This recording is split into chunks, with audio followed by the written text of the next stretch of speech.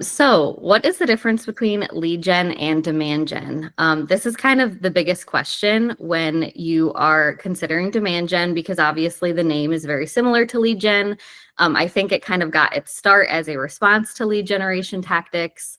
So as we kind of discussed, lead gen is more of the conversion focused method. So this is probably the approach that most of us are used to taking.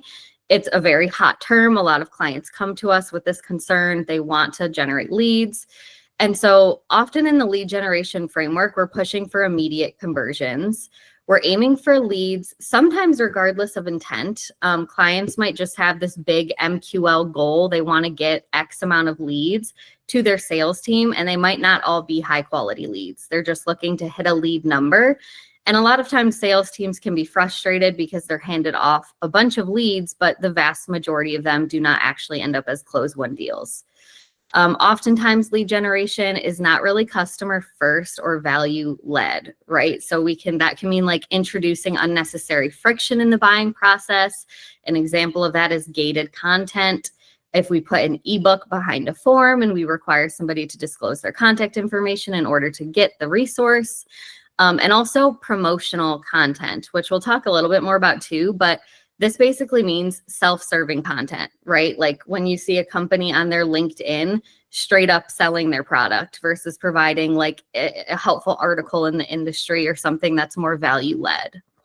And it's also very focused on the short term. It's looking for provable results right now. Typically, clients come to us with like an urgent lead gen need, or they want to see like a quick turn on leads. So that's kind of the traditional approach that we see and often take with lead gen.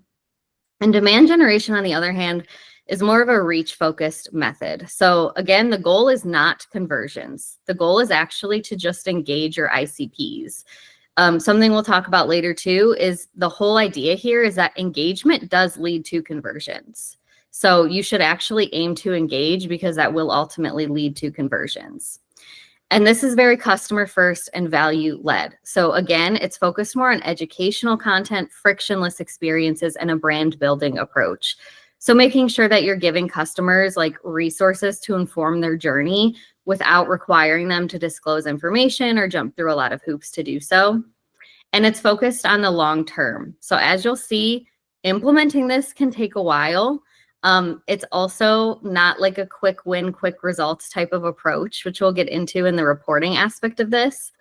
So I think that aspect is what is going to challenge a lot of marketers the most, because you have to let go a little bit of expecting a short-term big result or a clearly attributed result. So we will also get into that.